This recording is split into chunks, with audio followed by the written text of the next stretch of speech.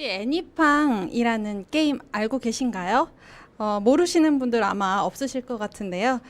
국민 게임으로 불리우던 이 애니팡을 운영한 썬데이토즈에서 또 부사장을 역임하셨던 현 RFN의 허양일 대표님 다음 강연자로 모시도록 하겠습니다. 허양일 대표님은 스타트업의 경영 관리 도구를 만드는 RFN을 설립하고 스타트업들의 교육 연결체인 유니콘 네트워크도 설립해서 운영 중에 있습니다. 이번 강연의 주제는 스타트업 The Next Digital Technology입니다. 네, 발음이 너무 온라인으로 보시더라도 허양일 대표님께 뜨거운 박수 보내주시기 바랍니다. 네.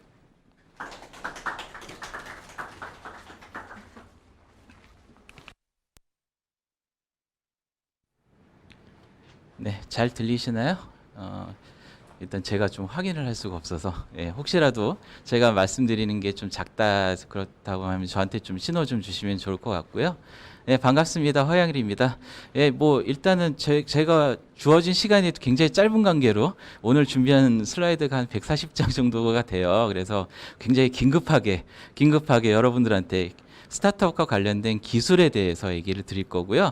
그리고 이런 기술들을 선택하거나 어떤 일들을 할 때 가장 이제 여러분들이 주의하셔야 될 점, 그런 것들을 좀 짚어보려고 합니다. 그래서 일단은 뭐 간단하게 저 누군지 모르겠는데 저에 대해서 간략하게 설명드리면요. 예전에 저는 인터넷 초창기 시절부터 일을 해왔었어요. 좀 전에 한명수 이사님 강의를 하셨는데 제가 옛날에 만났던 기억이 나는 것 같아요. 그리고 실제로 그 관련된 업계에서 일을 했었고요. 그리고 이제 네이버라는 서비스 회사에서도 일을 했었고 뭐 이래 하는 일도 많은데 최근에는 제가 지금 아까 소개는 못 해주셨는데 최근에는 코인플러그라고 하는 한국에서 제일 세계 최대의 특허를 보유하고 있는 블록체인 기술 회사의 사업 개발을 담당하고 있습니다. 그리고 뭐 여러 가지 활동들을 제가 하고 있긴 해요.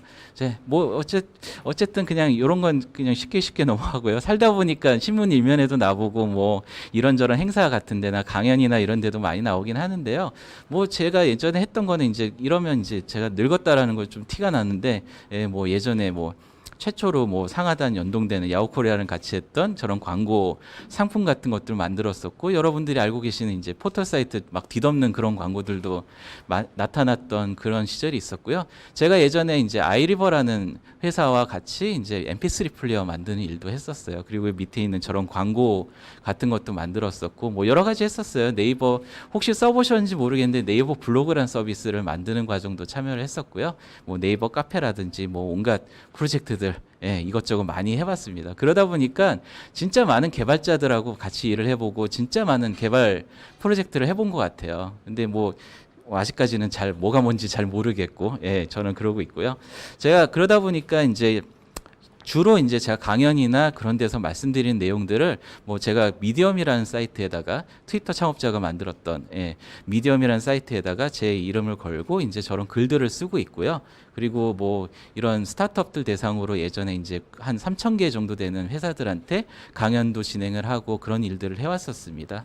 그리고 뭐 5년 전쯤에 5년 전이죠. 그때 칭화대에 가서 이제 한중 뭐 스타트업 교류 행사도 민간에서 아니 요새는 다 기관들이 알아서 하시는데 민간에서 한번 했던 적이 있고요. 한국에서 제일 처음으로 그 코딩 부트캠프라고 하죠. 그런 이제 교육기관도 설립하는 일을 돕기도 했었습니다. 자, 근데 일단은 그래요. 어쨌든 오늘은 이제 스타트업에 대한 기술에 대한 얘기를 할 건데 저는 이제 오늘 강의는 아까 말씀드렸듯이 140장이나 되기 때문에 후루룩 넘어갈 거예요. 그래서 이걸 보시고도 그래서 어쩌라는 거야. 뭐 그런 얘기를 하실 수도 있고 아니면 뭐가 뭔지 모르겠다.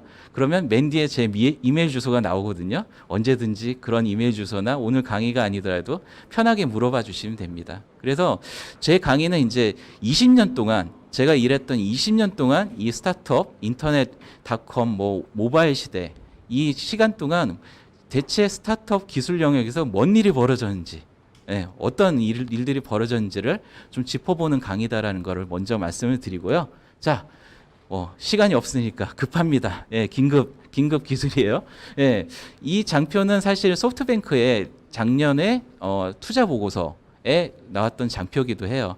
자, 요새 뭐 무슨 AI 강국, 뭐 AI 뭐 시대, 뭐 그런 얘기들 하잖아요. 이따가 좀 머신러닝 AI와 관련된 얘기도 잠깐 드리긴 할 텐데, 뭐 예전에 전통적인 산업이 이렇게 됐었고, 뭐 파이낸셜, 뭐 선진금융이라고 했었죠. 우리 대출, 뭐 은행 이런 것들이 나타나는 시대와 그리고 인터넷, AI 이렇게 돼 있는데, 굉장히 뭐 폭발적으로 증가할 거라고 보통 얘기를 해요. 뭐 4차 산업혁명, 저는 이제 그런 용어가 그런 용어가 생겼는지 나중에 들었는데, 뭐 요새 그런 얘기도 하죠. 디지털 트랜스포메이션, 디지털 전환을 하지 않으면 죽는다. 뭐 그런 얘기도 많이 하긴 하는 것 같아요.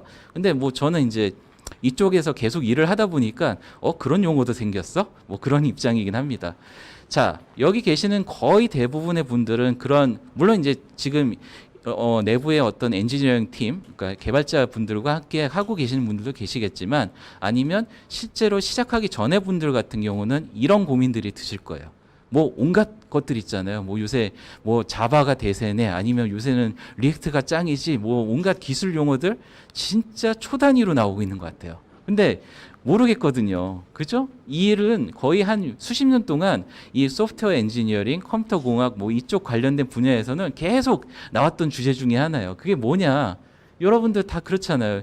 요새는 자바스크립트를 배워야 되나요? 내가 스타트업을 하려면? 아니면 어떤 엔지니어를 채용해야 되나요? 어떤 기술, 뭐 무슨 블라블라블라 이런 얘기들 굉장히 많이 하시는데, 사실 중요한 건 그런 거예요. 이것들은 다 도구에 불과합니다. 자, 뭐 요새 뭐 4차 산업혁명이네, 뭐 다 융합 시대네, 이래서 이제 결국에는 어딘가로 다 합쳐질 거야, 뭐 이런 얘기를 하긴 하는데, 일례로 한번 들어볼게요. 제가 알고 있는 팀 중에서 지금은 샌프란시스코에서 블록체인 관련된 일을 하고 있는 팀이긴 한데 굉장히 똑똑해요. 이 친구가 사실은 미국의 뭐 좋은 학교에 컴퓨테이셔널 바이올로지라는 생물학을 배웠거든요. 전자생물학이죠. 근데 이 친구가 의외로 너 머신러닝 잘하네? 이런 얘기를 해요. 너 어째 생물학이라며? 너 이런 실험하는 거 아니야? 여러분들 다 잘 아시다시피 요새 생물학은 어떠냐? 실제로 실험을 하려면 굉장히 비싸니까, 요새 그렇잖아요. 바이올로지나 요새 코로나 관련해서도 어떤 연구 결과나 그런 것들 거의 다 보시면 거의 대부분 다 실험실에서 직접 실험하는 게 아니라 다 컴퓨터로 시뮬레이션을 돌립니다. 그리고 그렇기 때문에 자기는 머신러닝은 거의 밥 먹듯이 했다라는 얘기를 해요. 실제로 AI 같은 경우도 그래요. AI 같은 경우도 예전부터 뭔가 체스 두기 시작하던 애가 최근에 이제 알파고라고 해서 어쨌든 바둑을 뒀는데 사람을 이겼네. 그리고 뭐 실제로 관련된 정보들, 얘기들 이런 것들은 이미 예전부터 쭉 나오고 있던 얘기들이긴 해요. 그러다 보니까 AI 시대라고 하지만 사실 이런 기술들은 예전부터 쭉 꾸준히 있어왔고, 그리고 이런 것들은 지속적으로 나오고 있는 거다. 사실 거의 대부분의 분들이 이제 그런 질문들을 하세요. AI를 하고 싶은데 딥러닝을 해야 되나요? 머신러닝을 해야 되나요? 예, 이거는 엄마가 좋아, 아빠가 좋아, 아니면 거의 뭐 국밥집 가서 국밥 먹을까요? 설렁탕 먹을까요?랑 거의 비슷한 것 같아요. 결국에는 우리가 이루고자 하는, 스타트업이 이루고자 하는, 해결하고자 하는 문제가 무엇이냐에 따라서 사실 머신러닝을 돌리든지 아니면 조금 더 복잡하게 여러 차례의 이제 레이어를 통해서 학습을 시키는 딥러닝으로 갈 건지, 그런 것들은 다 예전부터 나오고 있던 얘기라는 거죠. 그래서 이런 이제 모자이크가 갑자기 사람 얼굴에 사진이 된다든지 이런 일들이 벌어지긴 합니다. 제일 많이 질문하시는 것들 중에 그런 것들도 있어요. 제가 코딩 부트캠프나 이제 최근에는 이제 이노베이션 아카데미라는 그런 기관에 도움을 드리고 있긴 한데, 그래서 제가 파이썬을 배워야 되나요?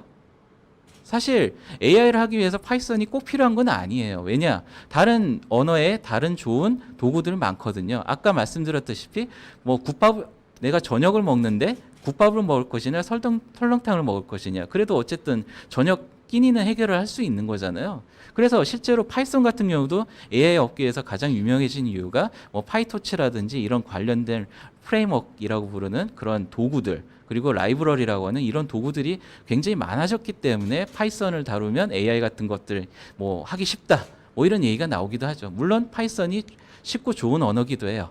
근데 여러분들 혹시 아시는지 모르겠지만 파이썬 같은 경우는 예전에 지금은 망한 회사죠. 노키아 같은 데서도 스마트폰에 어플리케이션을 만드는 데 사용됐던 언어기도 해요. 원래 AI를 다루던 언어가 아니라는 거죠. 물론 예전에도 그런 관련된 연구를 하셨겠지만요.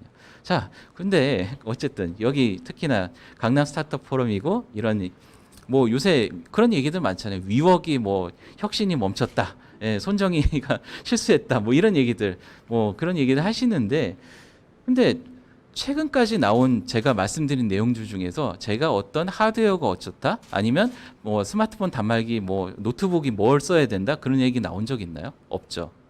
실제로 그래요. 위웍 같은 뭐 어떤 스타트업들도 굉장히 유명하긴 했었어요. 근데 이런 위웍 같은 친구들이 그 유명세에 비해서 실제로 어떤 소프트웨어적인 기술에 대한 혁신을 하고 있었느냐? 그거는 잘 모르겠어요. 자, 보시면 아시겠지만 예전에 위웍이 투자했던 회사들이거든요. 물론 이제 소프트웨어 회사들도 있긴 해요. 그 출입 관리하는 그런 소프트웨어도 인수하기도 했었고, 근데 거의 대부분 보시면 아시겠지만 미더비라든지 그런 모임 중개 플랫폼, 아니면 이런 서비스들 회사들도 있고, 사실은 최근에는 더 떨어졌을 텐데 예전에 한번 투자하고 그리고 말았어요. 자, 실리콘밸리 얘기를 한번 좀 해볼게요. 실리콘밸리에서는 대체 어떤 일들이 벌어지고 있는가? 여러분들 혹시 뭐 HBO에 나오고 있는 실리콘밸리라는 드라마를 보셨는지 모르겠지만, 사실 저는 이제 이 말씀을 꼭 드려요. 한 25년, 30년쯤 전에 실리콘밸리에 있던 회사들은 거의 대부분 하드웨어 회사들이었어요. 뭐 여기 보시면 아시겠지만 현대, 뭐 실리콘, 뭐 IBM, 뭐 이런 회사들이 있는데요. 심지어 지금 여러분들이 알고 계시는 페이스북 같은 회사들의 사무실도 예전에는 써니라는 회사가 사용했던 그런 사무실이고요. 여기는 실리콘밸리에 있는 광고 회사가 뭔가 뭐 어떤 이제 행사 뭐 이런 것들 했던 인쇄물 그런 거 했던 회사가 자기네들 고객들이 20년 동안 어떻게 바뀌었는지를 보여주는 그런 그림이에요. 그래서 실제로 예전에는 뭐 애플 같은 회사, 뭐 어떤 반도체 회사, PC 뭐 메인프레임 회사, 뭐 이런 컴퓨터들 만드는 회사에서 사실 최근 들어서는 거의 대부분 모바일 소프트웨어 회사, 인터넷 소프트웨어 회사 이런 식으로 바뀌었다라는 거죠. 여러분들 아마 이런 것들 특히 자바라는 걸 많이 보셨을 텐데, 그렇잖아요. 뭐 학원들 같은 데 보면 내가 개발을 뭔가 배우긴 해야겠는데 국비 지원 6개월 과정, 자바 기초 뭐 그런 얘기들을 많이 하잖아요. 근데 선이라는 회사가 예전에 혹시 아시는지 모르겠지만 큰 회사들이 쓰던 오라클 같은 회사에 인수되기도 했었고, 그리고 이제 자바도 역시 선이라는 회사에서 만들었던 건데 오라클이라는 회사에 인수되고, 뭐 온갖 서비스들, 뭐 그러니까 이런 서비스를 만들기 위한 개발 언어나 MySQL 같은 데이터베이스나 뭐 하둡 같은 빅데이터 다룬다고 하는 그런 기술들이 있는데, 자, 저 가운데 있는 자바만 알면 불과 10년 전만 하더라도, 아니면 20년 전만 하더라도 불과 자바라는 언어를 알면 앞으로는 충분히 먹고 살 수 있을 거야라는 얘기를 했었어요. 근데 이 회사가 요새 힘든가 봐요. 그죠? 그러다 보니까 심지어 PPL을 하시네. 뭐 이런 광고도 하고요. 예. 아이언맨 같은데 뭐 하드웨어 바이 마블, 뭐 소프트웨어 바이 오라클, 심지어 저렇게 대놓고 이제 PPL까지도 합니다. 아이언맨 3에 나오는 화면이에요. 자, 이것만 하면 모르겠는데 대체 돈은 얼마나 된 거야? 예, 심지어 회장님까지도 저렇게 카메오로 나오세요. 영화에. 자, 이게 무슨 일이냐? 그죠? 심지어 어떤 아이언맨 3 같은 경우는 대사를 직접 그렇게 언급하기도 하더라고요. 자, 자비스라는 인공지능 비서가 오라클 클라우드 네트워크에 접속을 합니다. 네. 그 전까지는 사람들 오라클이 클라우드한 회사였어? 라고 물어봤거든요. 그 정도로 인지도나 아니면 이런 새로운 시장에 있어서 아직까지는 좀 굉장히 어려움들이 있으신가 봐요. 물론 오라클에 계신 분들은 괜찮다고 하실 수 있지만, 자, 제가 최근 들어서 이런 뉴스 보신 적 있으실지 모르겠어요. 플래시라는 기술이 이제 드디어 서비스가 종료가 된다.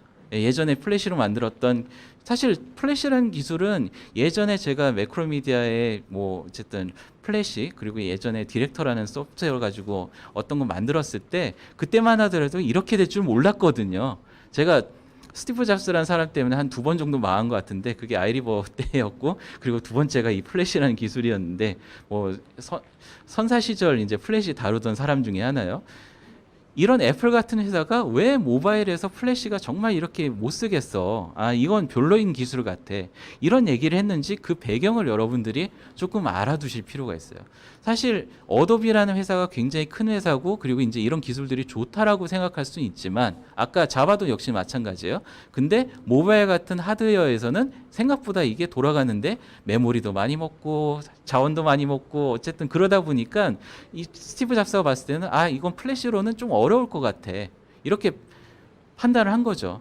이 애플 같은 회사들이 그냥 하드웨어만 만드는 회사가 아니에요. 굉장히 재미난 것들 중에 하나가 혹시 제록스라는 예전에 복사기 만들던 회사에서 했던 기술들을 많이 가져왔었거든요. 그 중에 하나가 스몰톡이라는 굉장히 여러분들이 최근 들어서 자바스크립트나 파이썬 같은 데서 쉽게 접하실 수 있는 그런 언어들의 원류가 되는 언어들이에요. 그래서 이런 스몰톡이라는 언어도 애플 컴퓨터에 기본적으로 탑재가 되어 있었거든요.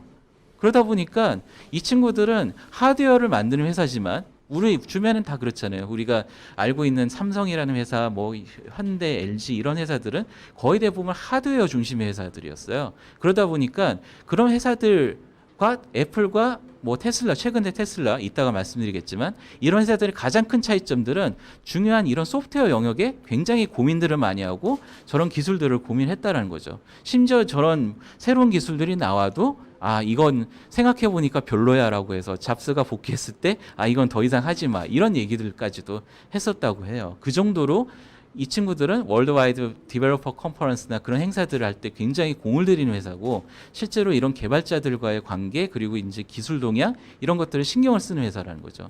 심지어 오브젝티브 C라는 걸 가지고 예전에 아이폰용 앱을 만들었었는데 불편하니까 자기네들이 직접 언어를 만들기도 해요. 그게 바로 스위프트라는 언어예요. 그러다 보니까 필요에 따라서 뭐 하나 만들다 보니까 최근 들어서 예전에는 자바나 C나 뭐 파이썬 이런 것들만 하나만 알면 그 주구장창 먹고 살 수가 있었는데 최근 들어서는 뭐 이런 필요하니까 세상이 정말 빠르게 바뀌고 있고 필요하다 보니까 뭐 리액트 같은 것도 나오기 시작하고 앵귤러, 뭐 파이썬, 유니티, 뭐 스위프트, 뭐 심지어 자바스크립트 같은 경우는 ES6라고 이제 이름이 바뀌고 있어요. ECMA 스크립트라고 하는데 이런 일들이 벌어지고 있는 거예요. 심지어 페이스북이 만든 리액트라는 언어를 넷플릭스 같은 회사나 에어비앤비 같은 회사도 이거 괜찮은데 우리도 이거 쓸래 이러고 이제 쓰기 시작한다는 거죠. 그래서 이런 것들이 불과 거의 제가 기억하기로는 10년 안에 벌어진 일들이에요.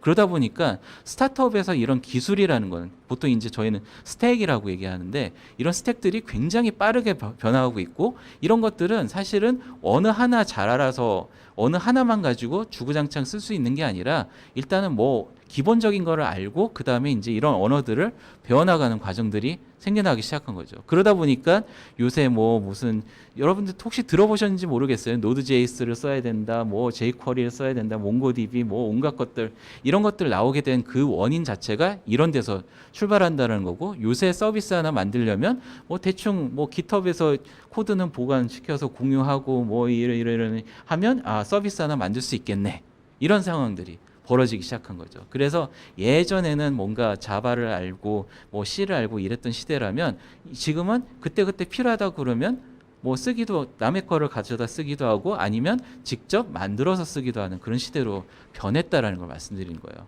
자, 뭐 여러분들이 이제 뭐 요새 하도 이제 제가 많이 질문을 듣다 보니까 AI와 관련된 얘기를 하는데 잘 아시겠지만 요새 AI가 열일하고 있죠.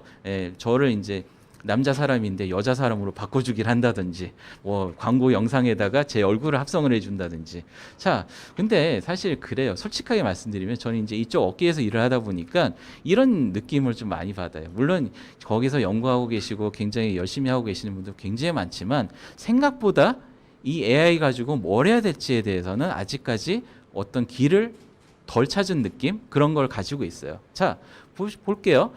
혹시 엑스맨 시리즈를 아시고 계시는 분들이 있으신 모르겠는데 뭐 SF 좋아하시는 분들은 아마 잘 아실 거예요. 근데 엑스맨 시리즈 중에 마지막 프랜차이즈로서 이제 로건이라는 영화가 개봉을 할 거였는데 예전 얘기예요. 근데 이게 그 마블이라는 만화 컨텐츠 회사에서 20세기 폭스사가 굉장히 큰 로열티를 가지고 이제 돈을 주고 사왔는데 계속 망한 거예요. 영화가. 그러다 보니까 이번에 망하면 어떻게 돼? 우리가 다 잘리겠네? 뭐 이런 상황이 된 거죠. 그러다 보니까 굉장히 절박한 상황에서 머신러닝 가지고 어떻게 뭐 이 영화를 흥행할 수 있는 방법이 없을까? 그래서 뭐 이제 이거는 구글 클라우드의 뭐 멀린이라는 플로우인데 굉장히 크고 아름답고 복잡하고 뭔가 좋아 보이죠. 그래서 뭔 일을 했냐면 자, 우리 그 로건이라는 엑스맨에 나오고 있는 이제 울버린이라는 캐릭터인데 이 울버린이라는 캐릭터랑 나오고 있는 연관돼서 사람들이 좋아할 만한 키워드가 뭐가 있을까를 이제 기계 학습을 시켜요. 그래서 나무가 주로 나오고요. 울버린이랑은 그리고 이제 뭐 페이셜 헤어 털복숭이라고 그러고 뭐 자동차가 나오고 사람이 나오고 뭐 이런 것들을 수집을 해서 실제로 쉽게 요약하자면 엄마의 흙먹어를 기계가 분석하기 시작해요. 그래서 어떤 일이 벌어지냐면 자 우리가 알고 있는 SF 팬들이라면 비슷한 영화를 좋아할 사람들이라면 그 사람들한테 광고를 집행을 할 때 그때 그 키워드로 광고를 집행을 한 겁니다. 이 새 영화 나왔어요. 그래서 여기 보시면 아시겠지만 뭐 엑스맨을 좋아할 것 같은 사람들 존윅 좋아하겠지. 그리고 뭐 닥터 스트레인지 같은 거 좋아하겠지. 배트맨 좋아하겠지. 수아사이드 스쿼드나 뭐 이런 영화들을 좋아하는 팬들이 만약에 유튜브 영상을 본다. 그러면 이제 거기다 광고를 집행을 한 거죠. 왜냐? 예산은 모자라니까. 그래서 이런 일들을 해서 로건이라는 영화는 결국엔 흥행에 성공을 합니다. 예. 그리고 구글 같은 회사들도 아까 이런 것들은 구글 클라우드 플랫폼에서 돌아가긴 하는데 심지어 그거를 어떻게 쉽게 애들한테 가르칠 수 있을까? 이래서 이제 이런 티칭 머신 같은 것도 학습시킬 수 있는 기계 학습을 할 수 있는 그런 소프트웨어를 개발해서 런칭을 하기도 하고요.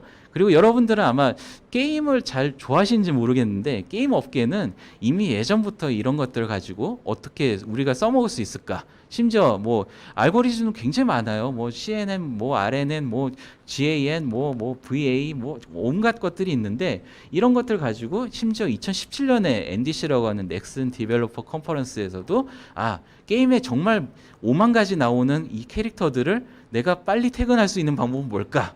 그래서 캐릭터들을 어떻게 하면 기계를 시켜서 많이 만들어낼 수 있을까? 뭐 이런 것들을 연구를 하기도 했었고 그리고 실제로 이런 알고리즘 같은 경우는 온갖 알고리즘들이 정말 많은데 문제는 아직까지 이거를 또 토대로 뚜렷하게 뭘 쓰는 게 좋다라는 것들은 아직 안 나오고 있는 상황이긴 해요.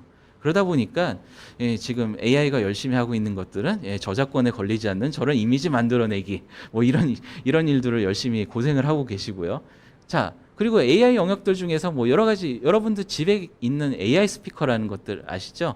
뭐 구글 홈 같은 경우는 저희 둘째 딸내미가 야 이 바보야 뭐 이러기도 했는데 생각보다 아직은 좀 더디긴 해요. 애플 시리도 그렇죠. 보시면 아시겠지만 AI 영역들 중에서 NLP라고 하는 Natural Language Processing 사람 말을 알아먹어 보자. 아니면 사람처럼 말을 얘기를 해보자. 뭐 이런 영역들이 좀 있어요. 그래서 이런 것들도 역시 AI들이 일을 하고 있는 거고 2014년이었나요? 14년에 마이크로소프트가 한동안 이제 뒤처졌다라는 뭐 이 시장에 뭐 하여튼 그런 얘기들 막 듣고 뭐 보통 그렇잖아요. 우리가 항상 애플한테는 혁신은 없었다. 뭐 이런 얘기를 하는데 마이크로소프트가 2014년에 야 이거 죽이자 하고 이제 자기네들 자랑질하는 개발자 행사에서 이런 것들을 보여줘요. 이게 뭐냐면 누가 영어로 얘기하면 미국에서 두 번째로 가장 많이 쓰이는 언어가 에스파뇰, 스페인어거든요. 그래서 스페인어로 자동 번역을 해줘요. 그래서 요거를 실시간으로 해주는 거예요. 스카이프에서 음성 통화 앱에서 우와 이제 드디어 내가 영어 공부할 필요가 없어졌네. 뭐 이런 시대가 올 줄 알았는데 아직 안 오고 있죠. 그리고 실제로 그거에 자극받았는지 모르겠는데 한 4, 5년쯤 14년에 그랬으니까 4년 뒤에 구글이 자기네들 구글 I/O라고 얘기하는 컨퍼런스에서 이거를 발표를 합니다. 뭐냐면 사람들이 뒤집어졌어요. 왜냐하면 기계가 나 대신해서 미용실에 4시에 예약을 할게요. 대신 예약을 해줘. 사람 말을 안 해 얘가? 응? 그것도 굉장히 자연스럽게 상대방이 응답을 할 거 아니에요. 그럼 응답한 내용들을 다 텍스트로 분석을 해서 그 점원이 어떤 얘기를 했는지를 분석을 해서 그에 뭐 걸맞는 답변을 심지어 음성으로 얘기를 해주네. 근데 이거는 작년 구글 I/O에서 나온 거긴 한데요. 19년이죠. 생각보다 좀 사람들이 덜 뒤집어져서 좀 놀라긴 했는데 자 옛날에 저도 이제 검색회사에 있었지만 거의 대부분의 이런 기계를 활용한 일들은 이런 과정들을 거쳤어요.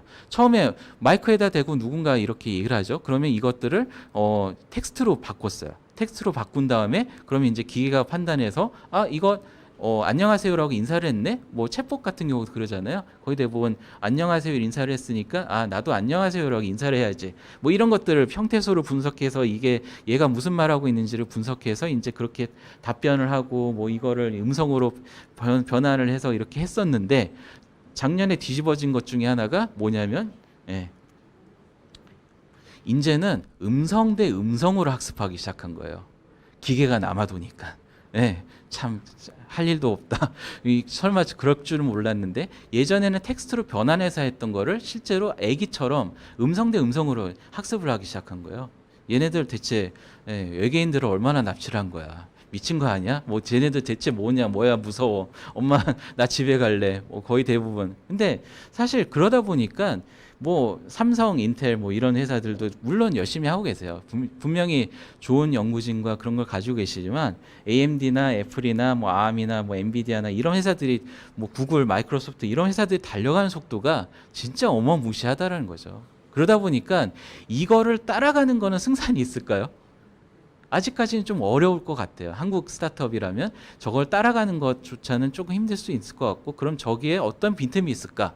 AI 중에서도 어떤 빈틈이 있을까? 그리고 뭐 관련된 기술들 중에서 자율주행이 됐던 그런 기술들에서도 우리가 조금 뭐라도 이쪽은 해볼 수 있지 않을까?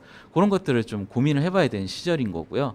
자, 거의 대부분 그래요. 파이썬을 배우면 인공지능을 할 수 있다라고 하지만 사실은 ML 코드, 머신러닝이라고 저희는 이제 보통 업계에서는 불러요. 딥러닝이라고 부르거나 머신러닝. 아직까지는 부끄러워서 AI라는 얘기는 안 하는데 어쨌든 ML 코드의 비중은 사실은 그 전에 이제 어떤 설정을 준비하고 데이터를 컬렉션하고 그 수집하는 거죠. 그리고 이거를 뭐 분리를 하고 뭐 이런 과정에 비해서는 저 정도 규모밖에 안 돼요. 그러다 보니까 실제로 여러분들 뭐 요새 최근 들어서 정부가 발표한 데이터 댐을 세우겠다 이런 뭐 무슨 전략 이런 것들 발표하잖아요. 그런 것들도 사실 다 이런 근간에 의해서 쓸 수 있는 학습하기에 좋은 데이터가 없으니 이런 것들을 가공을 하자. 일단 가공이라도 먼저 하자. 이런 것들을 SOC처럼 뭐 디지털 SOC라고 얘기하는 이런 것들을 해보겠다라는 게 최근에 그런 얘기들인 거고요. 애석하게도 우리보다 더 잘났다라고 하는 그런 큰 기업들조차도 아직까지는 AI 가지고 어떤 좋은 결과를 얻었다라는 그런 소식들은 아직까지는 미진하긴 해요. 그렇기 때문에 여기 계시는 여러분들도 분명히 이제 저런 큰 기술 동향들 중에서 저런 친구들이 안 건드릴 법한 그런 영역들은 스타트업이 본인들의 그 기술들 테마로서 고민을 해볼 수 있다는 거죠. 자, 그래서 우리는 이제 숟가락이라고 얹어야 되잖아요. 그럼 얘네들 대체 뭐가 다른 거야? 무슨 약을 먹었길래?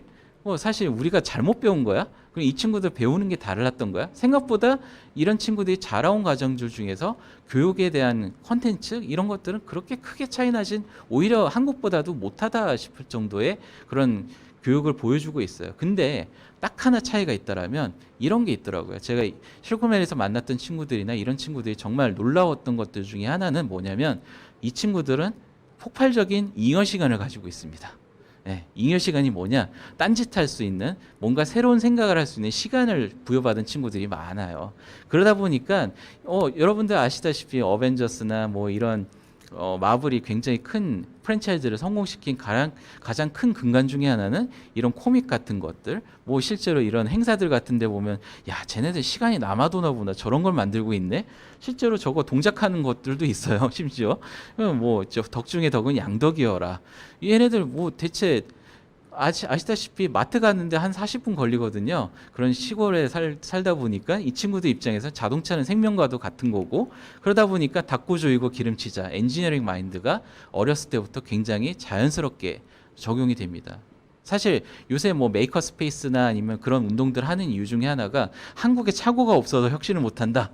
뭐 그런 얘기들 많이 해요. 근데 사실은 거기서 빠져 있는 것들은 실제로 그들이 어떻게 살아왔는지 이런 얘기들이 빠져 있는 것 같아요. 그러다 보니까 이 영화 장면은 혹시 기억하시는지 모르겠지만 패스트 앤 퓨리어스라는 자동차 덕후들이 정말 좋아하는 그 자동차로 갈 때까지 다 가본 프랜차이즈 중에 하나죠. 심지어 비행기에서 날리기도 하고 그러다 보니까 인기를 끄는 거예요. 저런 컨텐츠들이.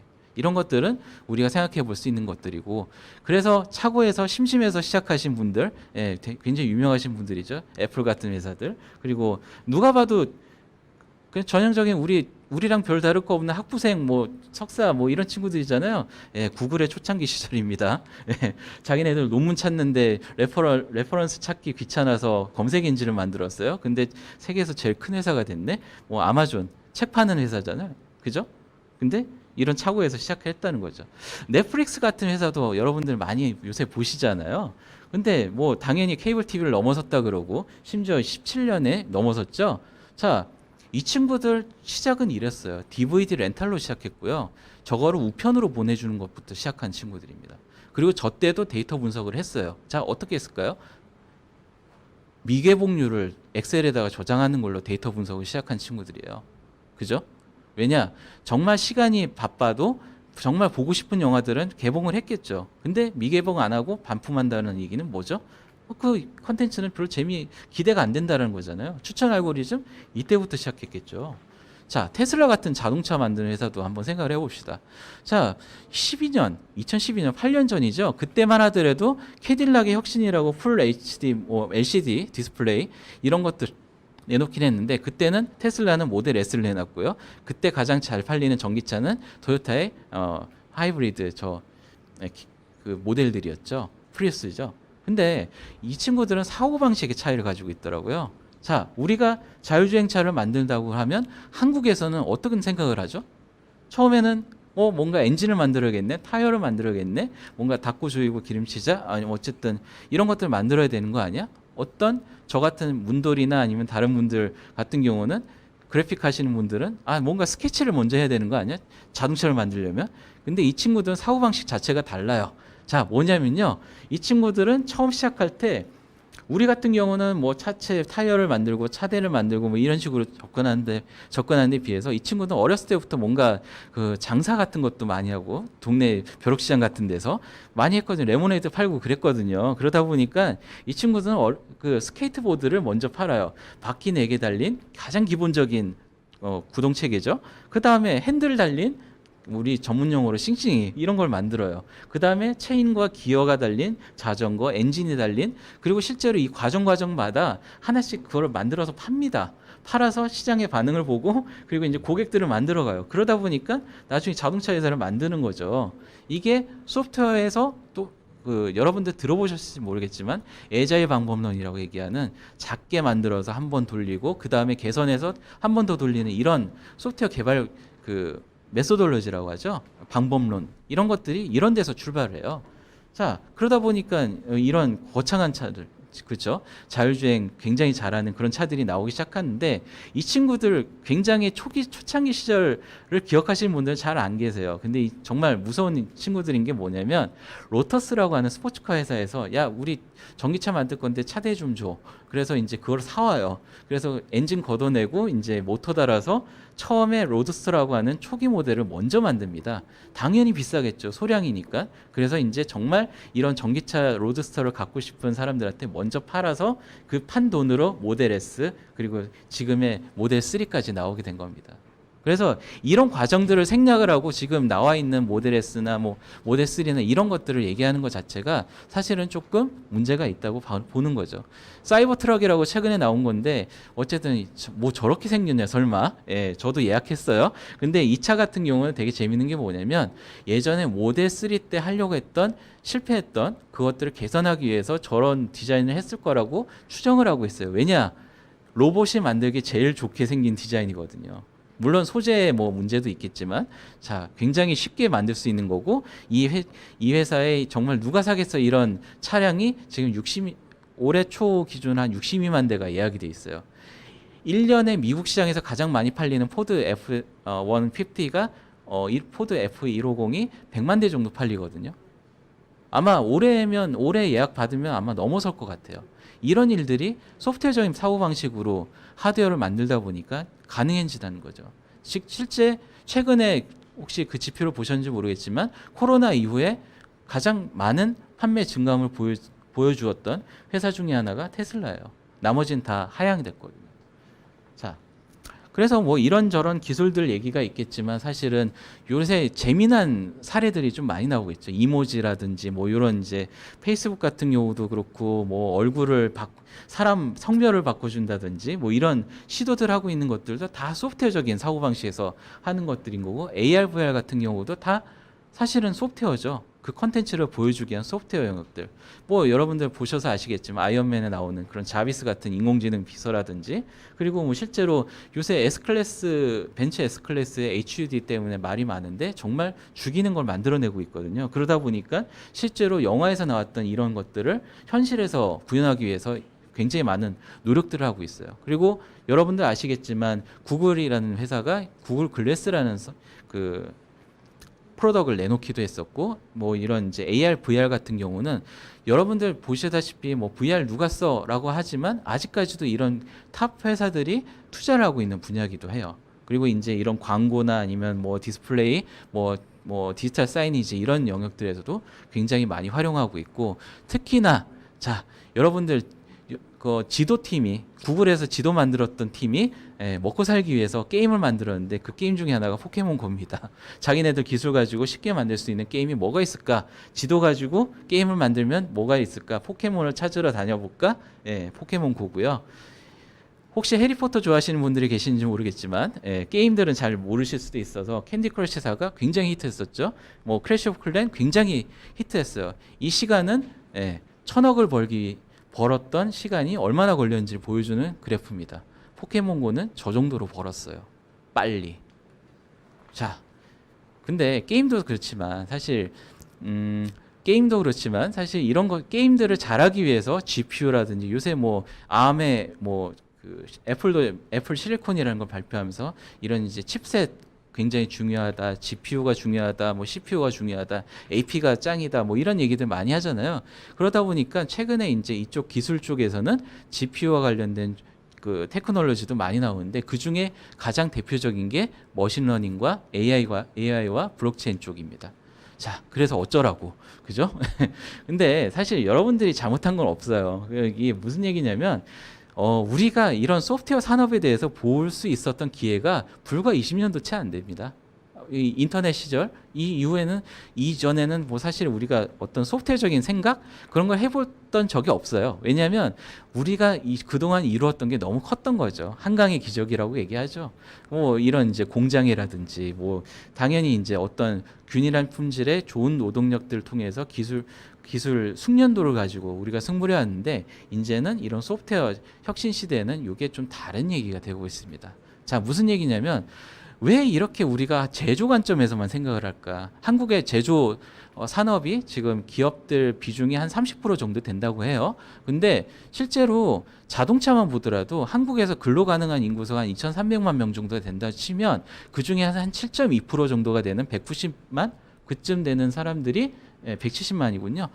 이 사람들이 다 자동차와 관련된 일을 하고 계세요. 근데 여기서 보세요. 우리가 뭐 가불병정 그런 얘기 하잖아요.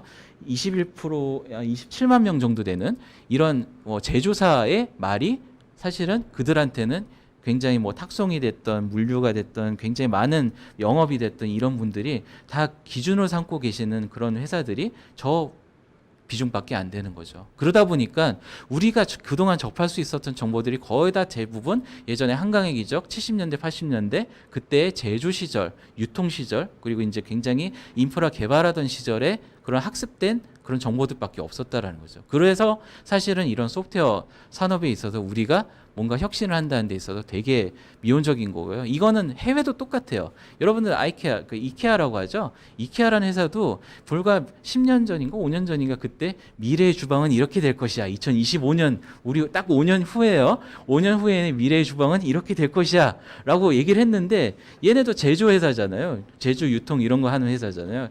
물론 이제 뭐 스칸다나비아 뭐 하여튼 그 유럽 감성에 뭐 그렇다고 하지만 자 56년 지금으로부터 한 60년 전이죠. GM이라고 하는 그 당시에 가장 혁신적이었던 자동차 회사가 미래 주방은 이렇게 될 것이야 라고 했던 거랑 별반 차이가 없어요.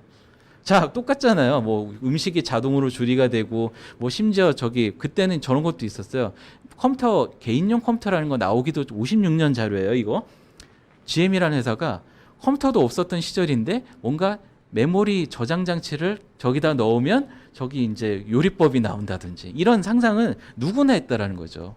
그래서 제조 관점에서의 어떤 혁신 그런 것들이 가장 위험한 것들이 결국에는 몇십 년이 지났는데도 비슷하다는 거죠.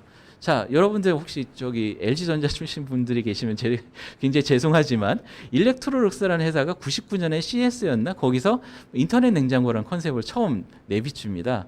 그랬더니만 굴지의 대한민국 100세 가전 1위 LG전자는 바로 2000년에 인터넷 냉장고를 양산해요. 혹시 집에 인터넷 냉장고 있으세요? 아직 없으신 분들 많으시죠? 뭐 심지어 이거를 조롱하는 그런 이제 블로그도 운영이 되고 있고요. 저게 아마 토탈 리콜이었나? 그 영화에 나왔던 장면이긴 한데, 자, 뭐 철수야, 뭐 어쨌든 영희야, 뭐 저기 냉장고에 점심 꺼내 먹어 이런 그런 것들이 이제 스마트 스크린으로 저장할 수 있다고 해요. 자, 우리는 뭐 하죠? 카톡으로 보내죠. 아니면 포스트잇을 붙이거나. 그래서 아직 좀 힘든 영역이기도 하고, 역시 이 새 모델들은 나오고 있고, 작년에 되게 재밌었던 19년에 재밌었던 일 중에 하나가 LG가 역시 마케팅은 남인들이 대신해 주는 것 같아요. 뭐냐면 그 엄마한테 혼나서 이제 모든 스마트 장비들을 다 뺏긴 어떤 미국에 사는 어떤 친구가 인터넷 냉장고에 음성 인식으로 트위터를 올려요. 엄마가 미친 것 같대. 그랬더니만 저게 아주 난리가 난 그런 사례들도 있습니다. 아직까지는 좀 멀었다는 거죠. 그래서 거의 대부분 공급자 관점에, 제조사 관점에, 이런 이제 전통적인 산업 관점에 어떤 적용들이 아직까지는 좀 어려운 상황인 거고, 그러다 보니까 우리가 좀 배우는 것들을 좀 달리 갈 필요가 있어요. 그래서 최근 들어서 이제 뭐 사이언스, 테크놀로지, 엔지니어링, 아트, 매스매틱스, 뭐 융합 교육, 뭐 4차, 뭐 디지털, 뭐 그런 용어들 막 나오는 이런 교육들이 나오곤 있지만, 아직까지는 공교육의 어떤 그 기준이라든지 그런 것들, 그리고 실제로 이런 분야에서 움직이긴 좀 쉽지 않은 거고, 그리고 실제로 굉장히 약간 좀 이상적인 저런 교육 환경들은 아직까지는 좀 멀기도 했었습니다. 뭐 해외도 이런 VR 가지고 어떤 교육 사례 하거나, 제가 예전에 있었던 바른손 RPO 같은 회사에서도 이런 이제 스포츠 장비들을 이제 머신러닝에 쓰는 이제 그런 컴퓨터 비전 카메라를 가지고 이제 사람들의 공 던지는 것들을 학습시켜서 이제 그런 게임들을 제공하는 이런 사례들이 나오고 있었어요. 그리고 이런 게임들도 사실은 예전에는 게임을 한다고 치면 엄마가 이제 등짝 때리는 걸로 끝났지만, 사실은 굉장히 교육학적으로나 교육적으로 좋은 게임들이 많고, 사실 이건 엘러베이시라는 앱인데 애플 앱스토어에서 한 2년 동안 앱 오브 더 이어를 수상한 앱이기도 합니다. 굉장히 내가 똑똑하다는 거를 슬릭하게, 굉장히 골저스하게 그렇게 자랑할 수 있는 그런 서비스를 하고 있어요. 자, 그래서 우리가 교육 전문가는 아니지만, 우리가 어떤 게임 전문가는 아니지만, 굉장히 이런 것들을 조합을 해서, 있던 것들을 조합을 해서 새로운 것들을 만들어내는 것들, 결국엔 소프트웨어 영역에 대한 내용들인 거고, 우리가 그런 교육들을 진행을 해야 될 것 같고, 그리고 이제 이런 것들은 오늘 이제 여기 강남 스타트업 포럼이나 이런 좋은 기관들을 통해서 이루어질 수 있으면 좋겠어요. 자, 그래서 다음에 뭐가 올 건데 대체? 저도 이제 이쪽 업계에서 한 20년 동안 일을 하다 보니까 그런 의문들이 드는 거죠. 요새 제가 느꼈을 때 좀 신기하다고 얘기하는 것들은 아마 앞으로도 뭔가 신기한 일들이 더 벌어질 확률이 좀 높은 것 같아요. 저도 그런 신기한 일들을 찾아서 한 20년 동안 일을 해왔거든요. 그러다 보니까 저는 사실 뭐 요새 이제 밀레니엄 세대를 이해해라. 뭐 사실 저도 이제 어찌 보면 디지털 네이티브 세대의 시조세쯤 뭐 그런 친구인 것 같은데, 예전에는 뭐 공장이나 환경이나 뭐 개발자, 공급자 관점에서 접근을 했었더라면, 이제는 완전히 소프트웨어 영역이죠. 이걸 사는 사람, 컨슈머 사이드, 그리고 이제 문화, 아니면 그리고 그 사람들의 그 깔고 있는 저변, 그리고 그 사람들이 무엇을 중요시하는가, 그런 에셋들, 그런 것들이 중요해지는 시대인 것 같아요. 그러다 보니까 제가 봤을 때도 좀 신기한 영역들이 있다라는 거죠. 그게 어떤 거냐면, 자, 우리가 굉장히 어렸을 때 컴퓨터를 배우면서, 저희 세대에 컴퓨터를 배우면서 디스켓이라는 건 굉장히 일반적인 대명사긴 한데, 어떤 행사에서 이런 일들이 벌어져요. 아들한테 보여줬더니만, 오, 아빠 멋져요. 아빠 저장 아이콘을 3D 프린팅했네. 디스켓을 보고. 그런 일들도 벌어지기도 하고요. 옆에 계시는 분은 어쨌든 한 20년 동안 고통받고 계신 분이긴 한데, MIT의 경제학 박사세요. 폴 크로그먼이라는 분이신데 그분이 예전에는 뭐 빌 게이츠도 굉장히 이상한 얘기 많이 했어요. 뭐냐면 인터넷의 가치는 팩스머신의 절반 정도 될 것이다라고 예측을 하셨어요. 이런 일들이 이쪽 업계에서 벌어진다는 거죠. 예전에 닷컴 시절만 하더라도 이거 버블이야, 큰일이야, 이거 망할 거야 그랬던 회사도 지금 어떻게 됐어요? 테슬라 같은 경우도 그렇죠. 테슬라가 무슨 자동차 회사니? 소프트웨어 회사거든요. 근데 지금 이 정도로 성장을 하고 있는 거고 이런 회사들의 움직임들을 여러분들이 지금이라도 지켜보셔야 된다는 거죠. 자, 예전에 자바 만들었던 써니라는 회사에서 이런 이제 분명히 미래에는 굉장히 얇은 컴퓨터나 이런 것들이 고성능의 컴퓨터 장비를 통해서 뭐 접속해서 이렇게 정보를 쓰고 뭐 그런 복잡한 서비스를 할 수 있을 거라고 했던 게 99년이거든요. 근데 그 책 파는 회사 아마존은 어떻게 됐나요?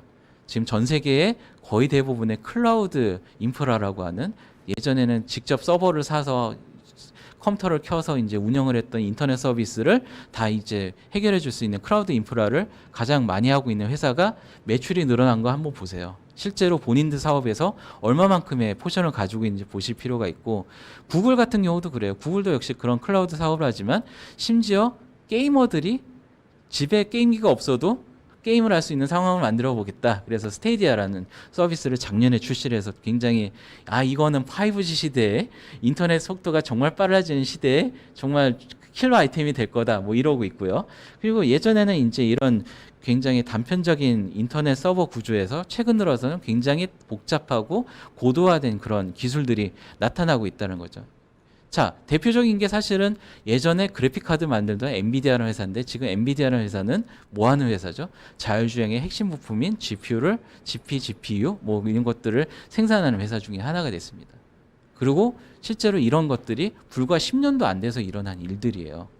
그러니까 사실은 우리가 어떤 기술들을 선택하는데 꼭 이것만 쓸 거야라고 한정 짓는 것이 얼마나 뭐 의미가 없는지 그런 얘기를 합니다. 그래서 뭐 이런 클라우드 사실 처음에 인터넷도 못 쓰는 기술 중에 하나였어요.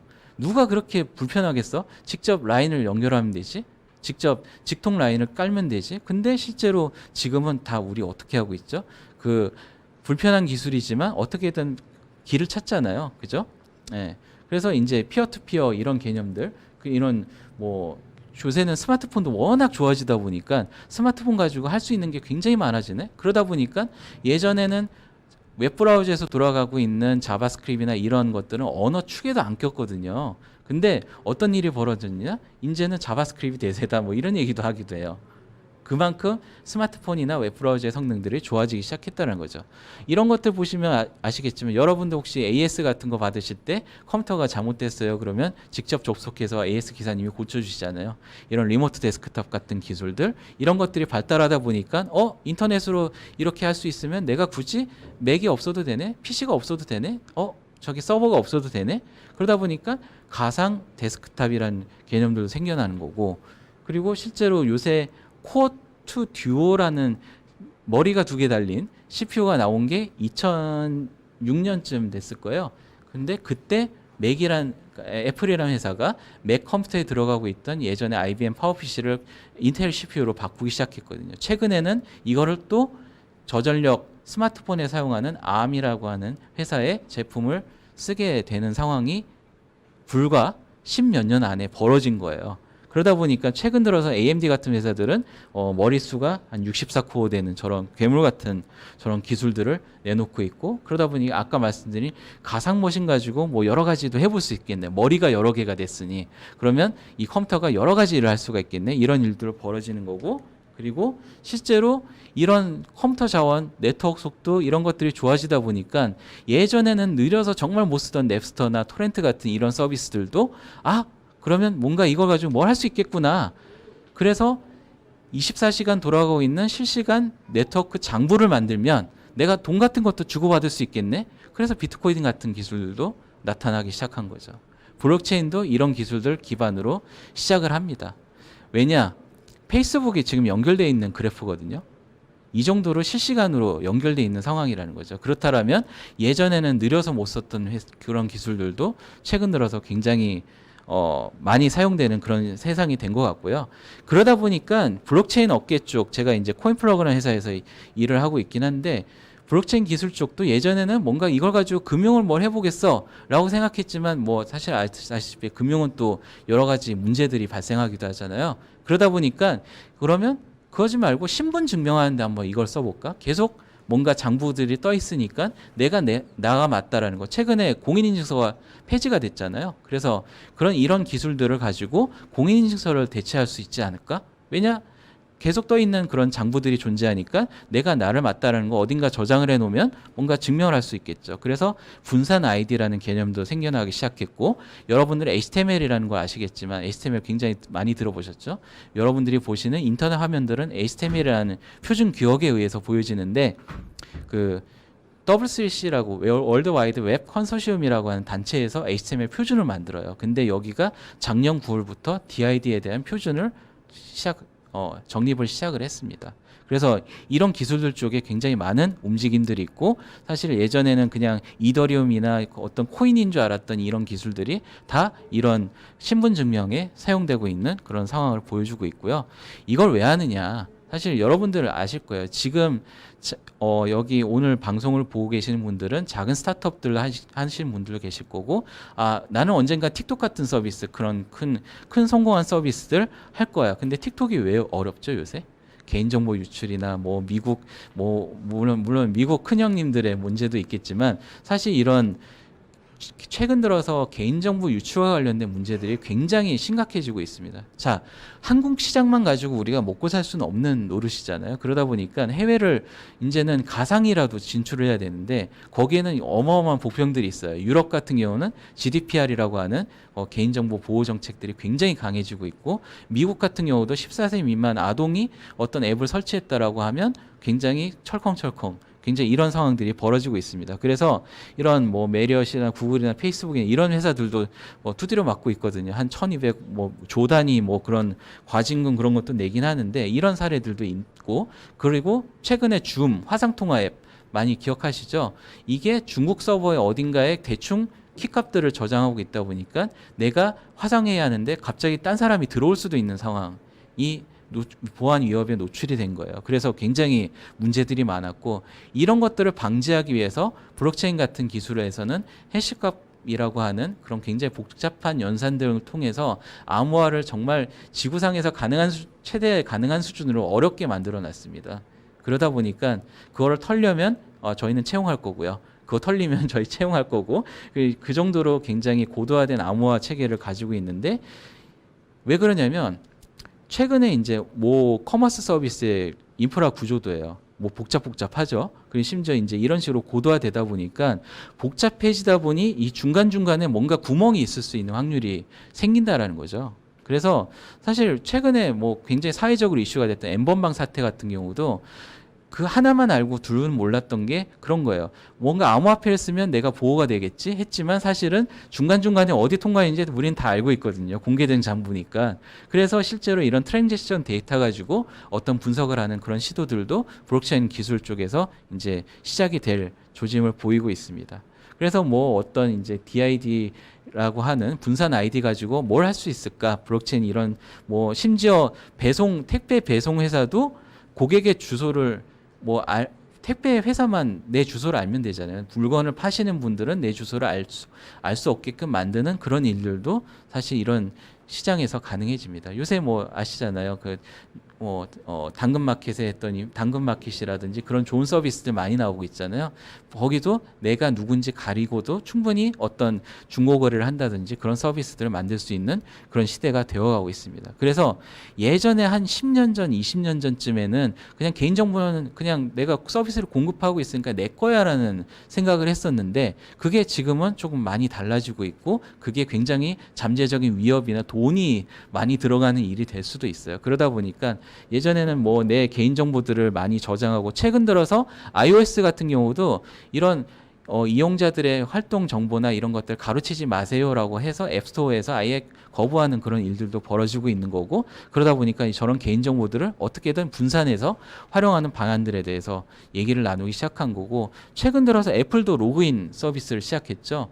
이런 예전에는 통합 로그인을 제공을 했었다라면 이후에는 뭐 카카오페이 인증이라든지 패스라든지 이런 인증 서비스, 저희 같은 경우는 코인플러 같은 회사 같은 경우는 뭐 KB나 현대카드 같은 이런 금융권에서도 16년부터 썼던 기술들을 이미 가지고 있는 회사들이에요. 그러다 보니까 이런 블록체인 기술도 이런 본인 확인 인증 이런 쪽에 활용이 되고 있습니다. 자, 어쨌든 뭐 긴급하게 열심히 떠드느라 어쨌든 시간도 좀 많이 오버했을 것 같긴 한데요. 그럼 혹시 뭐 더 궁금하신 사항이나 그런 것들 진행하면서 얘기를 해보도록 하겠습니다. 어쨌든 굉장히 재미없으셨을 텐데 지루한 얘기들 들어주셔서 감사드리고요. 자. 네, 허양일 대표님의 강연 잘 들어보았습니다. 공급자 관점 마인드가 아니라 문화, 또 소비자들의 니즈, 또 그들이 중요하게 생각하는 가치 이런 것들에 초점을 이제 맞춰야 한다. 네. 또 있던 것들을 조합해서 또 새로운 것들을 만들어야 한다. 뭐 이런 말씀을 또 해주셨는데, 그럼 지금부터 이제 포럼 참가자분들께서 보내주신 사전 질문과 그리고 강연 중에 올라온 질문 중에 몇 가지 선별한 질문에 대해서 질의응답 시간을 갖도록 하겠습니다. 네. 첫 번째 질문 드릴게요. 스타트업의 리스크 관리 중 가장 중요한 요소가 무엇일까요? 일단은 그런 것 같아요. 뭐 굉장히 여러 가지 리스크를 관리해야 될 게 있는 것 같은데, 뭐 하다못해 자금부터 시작해서 온갖 것들을 관리해야겠죠. 그리고 사람도 많이 관리를 해야 될 거고, 굉장히 여러 가지 관리해야 될 포인트들이 있는데, 가장 중요한 거는 내가 어떤 스타트업에 관련된 일을 하면서 내가 해결해야 될 문제가 무엇인지를 가끔가다 놓치시는 경우들이 많아요. 그래서 실제로 내가 어떤 문제를 해결하겠어라고 하는 골에 대한 것들을 초점을 잃으시지 않으시길 저는 추천을 드릴게요. 네. 두 번째 질문 드리도록 하겠습니다. 오프라인 시장이 점점 죽고 있지만 아예 없어질 수 있는 구조는 아닐 것 같습니다. 온라인 시장에서 오프라인 시장을 적극적으로 활용할 수 있는 기술들이 있을까요? 일단은 뭐 오늘 기술들 여러 가지 말씀드리겠지만 당연히 AI나 뭐 온갖 AR, VR 이런 기술들이 다 활용이 되고 있어요. 근데 제가 봤을 때는 최근 들어서 저도 이제 아까 말씀드렸다시피 제일 흥미 가지는 주제 중에 하나가 아까 말씀드린 블록체인과 관련된 주제인 것 같아요. 왜냐하면 부동산과 관련된 영역들이라든지 특히 오프라인 같은 경우는 특히 예전에 현실 세계에 있던 그런 정보들이 뭔가 IoT가 됐던 아니면 사물 인터넷이라고 얘기하죠. 이런 식으로 전환이 되는 과정들이 필요한데, 이런 것들을 중간중간 과정에 누가 기록했든지 간에 신뢰할 수 있는 그런 정보들이 좀 많이 필요해집니다. 그래서 블록체인 기술들이나 아니면 실제로 소프트웨어 개발 기술들이 결국에는 이런 오프라인들의 온라인 전환 이런 것들을 도와줄 수밖에 없는 그런 상황들이긴 합니다. 세 번째 질문 드리겠습니다. 요즘 시장을 보게 되면 거물급 기업들이 잘 나가는 스타트업을 보고 좋은 것을 인수하여 사이즈를 키우고 있는 것을 볼 수 있습니다. 네, 코로나 이후로 더 심해질 것 같은데 이러한 상황에서 유니콘이 되어 배달의 민족처럼 비싼 가격에 팔리는 것이 좋은 것인지 궁금합니다. 또한 코로나 상황에서도 유니콘이 대기업이 될 가능성이 있는지 궁금합니다. 일단은 그런 말씀 드릴게요. 그러니까 시장이 굉장히 포화가 돼 있는 상황이라면 분명히 그 틈새라는 것이 분명히 존재를 하고요. 뭐 저는 이제 뭐 블루오션, 레드오션 이런 말을 안 믿는 게 뭐냐면, 대기업들이 다 장악했다라고 생각하는 시장 내에서도 분명히 어떤 틈바구니 있을 수밖에 없거든요. 왜냐하면 굉장히 전등의 어두운 면처럼 어딘가는 비춰주고 있지 않은 영역들이 있기 때문에 충분히 아까 유니콘 같은 굉장히 급성장하는 스타트업이 될 수가 있는데, 중요한 건 그런 것 같아요. 저희도 예전에 했던 뭐 썬데이토즈 같은 회사도 IPO 말고도 M&A나 이제 어쨌든 다른 형태의 엑시트를 할 수 있는 기회들도 분명히 여러 번 있었는데, 어느 게 가장 성장할 수 있는, 빠르게 성장할 수 있는 그런 영역인가, 그거에 대해서 고민을 할 필요가 있다고 생각이 듭니다. 그래서 어떤 것들이 좋다라고 제가 말씀드리지 못하겠지만 그 중에서도 사실은 내가 빨리 해결해야 될 문제, 어찌 보면 손을 맞잡아야 될 그런 상황들로 생기거든요. 그렇다고 하면 더 큰 회사들과 내 서비스, 내가 해결하려는 문제들을 더 빨리 해결할 수 있다라면 엑시트를 하거나 M&A를 통해서 그렇게 진행하시는 것도 충분히 좋은 옵션 중에 하나라고 생각을 해요. 네 번째 질문입니다. 강연에서 살짝 말씀을 해주셨는데 블록체인 말씀하시면서 그 소비자 정보에 대한 말씀을 간략하게 해주셨어요. 그 마이 데이터 비즈니스의 향후 발전 가능성은 어떨까요?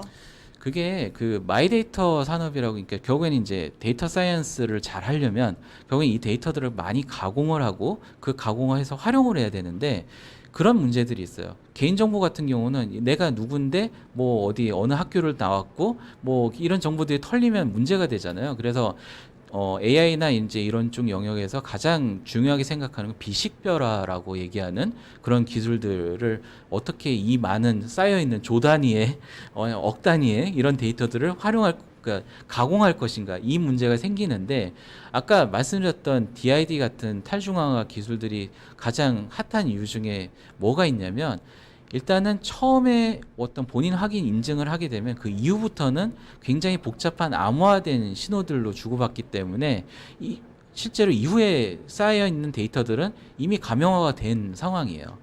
그러면 마이데이터 사업이라고 얘기하는 보통 이제 이런 데이터들을 개인정보와 관련된 데이터들을 학습시켜서 활용하는 사업이라고 한다라면 DID를 먼저 적용하는 것도 방법이 될 수 있다라는 거죠. 그래서 이런 쪽 영역들이 굉장히 전망이 높은 거고, 그리고 예전에는 개인정보를 그냥 물 쓰듯이 보관을 하고 처리를 했었더라면 지금부터라도 미리 이제 DID나 아니면 이런 기술들을 통해서 미리 가명화를 하거나 개인정보 보호에 대한 것들을 하지 않으면 굉장히 나중에 위험해질 수 있다. 뭐 그런 말씀을 드리면 될 것 같습니다. 네, 향후 발전 가능성이 아주 밝다라고. 뭐 그런 제 입으로 차마 얘기는 못 하겠고요. 예. 네. 다섯 번째 질문입니다. 우리나라 유니콘 기업은 세계적으로 보면 상위권에 있지만 또 숫자로 보면 미국, 중국 등과 차이가 큽니다. 그 이유와 대책은 과연 무엇일까요? 사실 한국 시장이 좋긴 좋아요. 어찌 보면 트렌드에 굉장히 민감하고 어찌 보면 굉장히 팔로잉이 강한 문화다 보니까 어떤 대세가 만들어내기는 굉장히 쉬운 국가기도 합니다. 그래서 뭐 저는 운 좋게도 뭐 저 혼자 아니고 다 동료들이 고생하긴 했지만 애니팡이라든지 네이버, 카페, 블로그 이런 서비스들을 굉장히 히트한 서비스를 해보긴 했는데 문제는 그런 것 같아요. 산업이나 시장의 성장 속도가 얼마만큼 높으냐, 그리고 얼마만큼의 인구가 뒷받침되느냐도 굉장히 중요하기 때문에 사실 제가 5년 전에 중국에서 아까 처음에 시작할 때 행사를 열었었다고 말씀드렸잖아요. 근데 5년 전에 만났던 친구들 보고 저는 어떤 감정이었냐면 무섭다라는 표현을 했었어요. 왜냐하면 그때 당시에도 기계학습, 아까 NLP 가지고 폭스바겐 차이나나 이제 그런 회사들한테 납품하고 있는 소프트웨어 기업을 AI 기업을 만난 적이 있는데 무섭더라고요, 솔직히. 그 정도로 시장이 크고 수집할 수 있는 데이터가 많다 보니까 그 성장 속도라는 게 절대로 무시할 수가 없습니다. 그래서 사실 여러분들이 꼭 한국 시장만 가지고 그 고민하시기보다는 글로벌 시장에서 뭐 가장 지금 폭발적으로 성장하고 있는 가장 메인 무대라고 하는 미국 실리콘밸리도 있겠지만 중국이라든지 그런 시장들도 글로벌 차원에서 여러분들이 좀 고민하실 필요가 있다고 저는 생각합니다. 결국엔 거기에 올라타야 폭발적인 성장 속도를 얻을 수 있거든요. 네, 마지막 질문 드리도록 하겠습니다. 네. AI에 대한 역량이 약한 BIT 전공자들은 AI를 활용한 스타트업을 어떻게 준비할 수 있을까요? 일단은 아마 이 행사를 같이 진행해 주신 뭐 인터넷 전문가 협회라든지 이런 강남 스타트업 포럼이라든지 이런 기관들이 좀 많이 나서 주시면 좋을 것 같은데요. AI 같은 경우는 그런 것도 있는 것 같아요. 이 AI를 대체 윤리적으로나 아니면 문제 없이 어디 어느 곳에 쓸 것이냐라는 리터러시에 대한 이슈들도 요새 좀 많이 나오고 있어요. 그 비단 기술만의 문제가 아니라 이 AI를 활용해서 어떤 가치를 창출한다든지 사람들의 편익을 높일 것이냐 이런 주제들도 많아서 이런 거와 관련된 그런 교육들이 좀 활성화되었으면 하는 바람도 있어요. 왜냐하면 어차피 이런 AI를 다루고 소프트웨어 엔지니어들은 항상 부족할 수밖에 없거든요. 그렇다고 해서 내가 다 바로 소프트웨어 엔지니어가 될 수도 없잖아요. 저도 역시 소프트웨어 엔지니어는 아니었지만 이쪽 업계에서 한 20년 동안 일을 해왔는데 사실은 이런 것들을 이해하고 어디다 써야 될지 아는 사람들을 많이 만들어내는 것도 굉장히 중요하다고 생각합니다. 결국엔 그런 사람들이 미래의 리더가 될 수도 있을 거라고 저는 생각을 해요. 그렇기 때문에 꼭 단편적인 스킬에 하드 스킬에 매몰되기보다는 내가 파이썬을 할 줄 알고 자바스크립트나 이런 언어를 할 줄 아는 것도 중요하겠지만 결국엔 이런 어떤 언어들이 어디에 쓰였을 때 빛을 발할 수 있는지 이런 것들을 아는 능력 이런 것들도 여러분들이 스타트업을 하시면서 키우셔야 될 그런 역량이 아닐까 그런 생각을 합니다. 네. 네, 감사합니다. 스타트업을 운영 중이신 분들 외에도 이제 준비를 하고 있는 창업을 하고 싶어 하시는 분들한테도 되게 많이 도움이 될 만한 이야기를 해주셨어요. 시간 관계상 질의응답은 여기서 마치도록 하겠습니다. 긴 시간 동안 좋은 말씀 전해주신 RFN의 허양일 대표님께도 박수 부탁드립니다. 네, 대표님, 감사합니다. 감사합니다. 감사합니다.